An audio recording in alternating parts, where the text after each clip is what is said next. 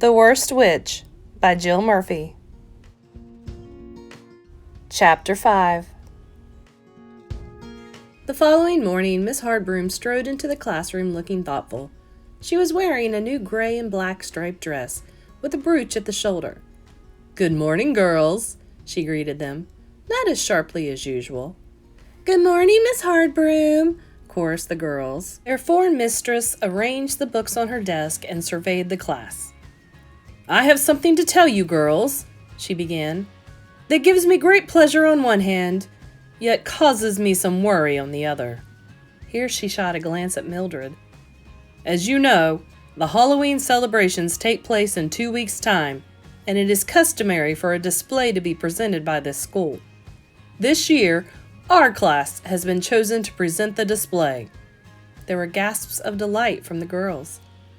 "Of course," Miss Hardbroom went on, "it is a great honor, but also a responsibility, as Miss Cackle's Academy has a very high reputation, which we don't want to spoil, do we? Last year, Form 3 produced a play which was highly praised, and I thought that this year we might present a broomstick formation team. You will need a lot of practice, as some of you are not too steady on your broomsticks yet. But I am quite certain that we could give an interesting and successful performance. Is there anyone who would prefer something different?" She looked round piercingly at the girls, who all shrank into their seats and would not have dared to disagree, even if they had wanted to. "Good," said Miss Hardbroom. "Then it is settled. We shall present a broomstick formation team. Let us go down to the yard and begin to practice at once. Fetch your broomsticks and be outside in 2 minutes." With which words she vanished. The girls excitedly clattered from the room and rushed along the corridor to fetch their broomsticks, which were kept in their own rooms. The spiral staircase rang with the sound of hobnailed boots as the girls rushed down to the yard, where they found Miss Hardbroom waiting for them. "First of all, you'd better take a practice flight," she said. "Form an orderly crocodile and go round the school and back." Off they all flew in an orderly but rather wobbly procession round the school. "Quite good, girls," said Miss Hardbroom as they lined up in front of her. "You were swaying about rather badly, Mildred. But apart from that, you all did quite well. Now I have made out a list of the things you will be doing. First, a single line, with each pupil sinking and rising alternately. This should be comparatively easy. Secondly, a flying V, similar to wild geese in flight. Then, nose-diving the yard and swooping up just before you reach the ground. That will be the most difficult part of all." Mildred and Maud exchanged horrified glances. "And finally, you will form a circle in the air, each broomstick touching the next. Any questions? No. Very well then, we shall begin the first item immediately." "What was the first item, Mildred?"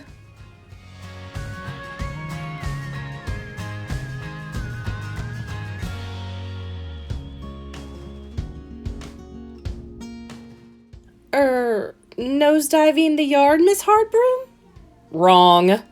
Ethel, do you remember?" "We are to form a line, each pupil sinking and rising alternately," replied Ethel, word perfect as always. "Correct," said Miss Hardbroom, with a frosty glare at Mildred. "We shall practice all this morning and every morning until the celebrations, and perhaps this afternoon if I can persuade Miss Bat to allow you to miss your chanting lesson." They worked very hard for the next 2 weeks. Every spare minute was spent practicing, and by the time Halloween arrived, the display was quite a joy to watch. Maud's hat was squashed like a concertina from the time when she had not pulled up from a nosedive during practice. But apart from that, there had been hardly any trouble at all, even from Mildred, who was making a special effort to be good and thoughtful. The day before Halloween, Miss Hardbroom lined up her class in the yard to give them a few final words of advice. "I am very pleased with you girls," she said, almost pleasantly. "Now, you will be wearing your best robes tomorrow, so I hope they will be clean and pressed." As she said this, she caught sight of Mildred's broomstick. "Mildred, why is there a bundle of sticky tape in the middle of your broomstick?" I'm afraid I broke it in half during the first week of term, admitted Mildred. Ethel giggled. I see, said Miss Hardbroom. Well, you certainly can't use that one in the display. Ethel, I seem to remember you have a spare one. Perhaps you could lend it to Mildred. Oh, Miss Hardbroom, cried Ethel. It was given to me as a birthday present. I shouldn't want anything to happen to it. Miss Hardbroom fixed Ethel with one of her nastiest looks. If that is how you feel, Ethel, she said in icy tones, then... Oh, I didn't mean I won't lend it, Miss Hardbroom, Ethel said meekly. I'll go and fetch it now. And she ran into the school.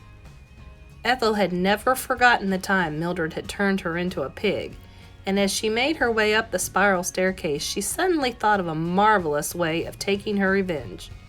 Ethel really wasn't a nice person at all. I'll fix you, Mildred Hubble, she cackled to herself as she took the broomstick out of her cupboard. Now, listen to me, Broom. This is very important. The class had dismissed when Ethel returned carrying the broomstick. Mildred was practicing nose-diving the yard. Here's the broom, Mildred, called Ethel. I'll leave it propped against the wall. Thanks very much, replied Mildred, delighted that Ethel was being so nice, for the two hadn't spoken since the pig episode. It's very kind of you. Not at all, said Ethel, smiling wickedly to herself as she went back into the school. Chapter 6. Halloween was celebrated each year in the ruins of an old castle quite near the school. The special fires were lit at sunset, and by dark all the witches and wizards had assembled. As the sun set, the members of Miss Cackle's academy were preparing to leave the school. Mildred smoothed her robes, said goodbye to her kitten, put on her hat, grabbed Ethel's broomstick, and ran down to the yard. She took a quick look out of her window before leaving the room and saw the fires being lit in the distance. It was very exciting. The rest of the school had already assembled as Mildred rushed out of the door and took her place. Miss Hardbroom looked splendid in her full witch's robes and hat. Everyone is present now, Miss Hardbroom announced to Miss Cackle. Then we shall set off, said the headmistress, to the celebrations! Class 5 first, Class 4 second, and so on until Class 1. They made a wonderful sight flying over the trees toward the castle, cloaks soaring in the wind, and the older girls with their cats perched on the ends of their broomsticks. Miss Hardbroom looked particularly impressive, sitting bolt upright with her long black hair streaming behind her. The girls had never seen her hair loose before and were amazed how much of it she could possibly scrag into that tight knot every day. It came down to her waist.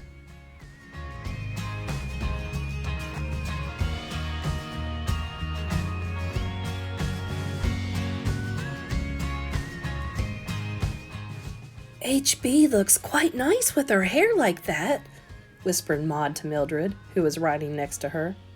Yes, agreed Mildred. She doesn't seem half as frightening. Miss Hardbroom turned around and shot a piercing look at the two girls. No talking, she snapped. A huge crowd was already there at the castle when they arrived. The pupils of the academy lined up in neat rows while Miss Cackle and all the other teachers shook hands with the chief wizard. He was very old, with a long white beard and a purple gown embroidered with moons and stars. And what have you presented for us this year? He asked. We have prepared a broomstick formation team, Your Honor, Miss Cackle replied.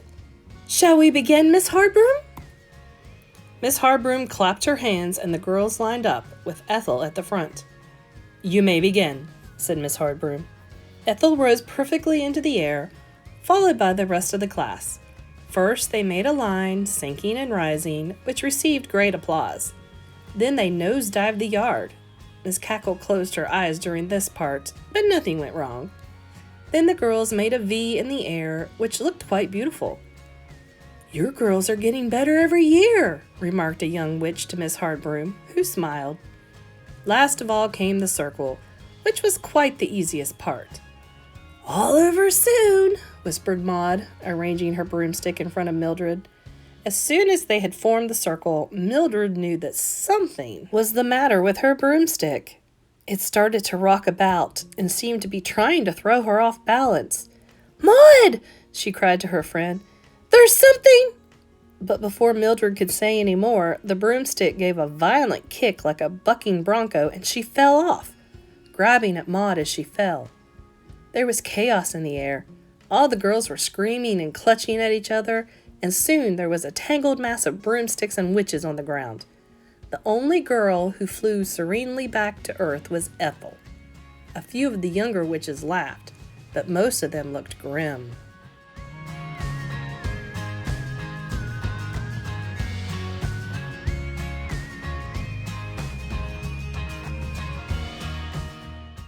"We are so sorry, Your Honor," apologized Miss Cackle, as Miss Hardbroom untangled the heap of girls and jerked them to their feet.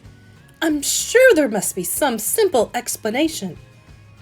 "Miss Cackle," said the chief magician sternly, "your pupils are the witches of the future. I shudder to think what that future will be like." He paused, and there was complete silence. Miss Hardbroom glared at Mildred. "However," continued the chief magician, "we shall forget this incident for the rest of the evening. Let us now begin the chanting."